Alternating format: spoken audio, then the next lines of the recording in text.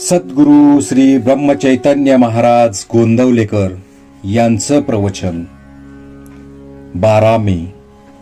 कोणत्याही परिस्थितीत वृत्ती स्थिर ठेवावी. अमानित्व हा देहाचा धर्म आहे. दुसऱ्याचा मोठेपणा राखून आपला मोठेपणा वाढवावा.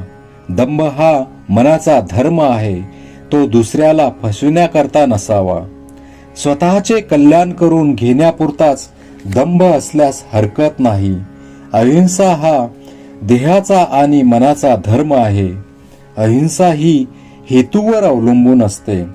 वाचेने कोणाचे मन दुखवू नये आणि देहाने परपीडा करू नये. दुसऱ्याचे दोष सांगणे हे हीनपणाचे लक्षण आहे. लौकिकातला मोठेपणा एका जन्माचा घात करतो, पण दंभ आणि हिंसा अनेक जन्मांचा घात करतात. द्वेषामुळे हिंसा घडते. म्हणून आपण कोणाचाही द्वेष करू नये. काम, क्रोधादी सर्वच विकार भगवंताच्या आड येतात, पण वैर आणि द्वेष यासारख्या परमार्थाचा नाश करणारा शत्रू नाही. स्वार्थामुळे द्वेष घडतो. स्वार्थ जायला नामासारखे दुसरे साधन नाही.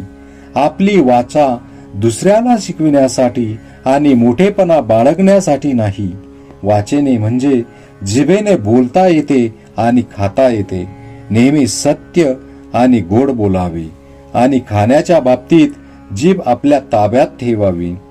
स्वतःची चित्तशुद्धी करून घेऊन संतांचे गुण आपल्या आचरणात आणण्याचा प्रयत्न करावा. अभिमानाचे विष जिथे येते तिथे नामाची आठवण ठेवावी. हिरण्यकश्यपूच्या ठिकाणी देखील भगवंत नव्हता असे नाही, पण कुंपण फार वाढल्याने से दिसेनासे व्हावे तसे हिरण्यकश्यपूचे झाले. स्वतःच्या ठिकाणी भगवंत आहे हे हिरण्यकश्यपू अभिमानामुळे विसरला. त्यामुळे भगवंताला खांबात दिसावे लागले. अभिमान जरुरी पुरताच ठेवावा. मी रामाचा आहे असा अभिमान धरावा. नामाची कास धरावी. नारायणाचे दर्शन व्हावे असे नाही. प्रल्हाद म्हणाला, नाम नाही सोडणार असे म्हणाला. लहानपणाची वृत्ती चांगली असते. लहानपणात चूक नाहीच आणि सगळा फायदाच असतो. भगवंताजवळ आपण लहान मूल झाल्याशिवाय त्याला कृपेचा पान्हा फुटणार नाही. म्हणून आपण भगवंतापाशी लहान व्हावे. लहानपण हे वयावर अवलंबून नसून आपल्या वृत्तीवर अवलंबून असते. कोणाविषयीही वाईट विचार मनात आणू नयेत. त्यापासून आपलेच मन गढूळ होते. माझा प्रपंच जसा व्हायचा असेल तसा हो, पण तुझा विसर मला पडू देऊ नकोस असे परमेश्वराला अनन्यतेने म्हणावे.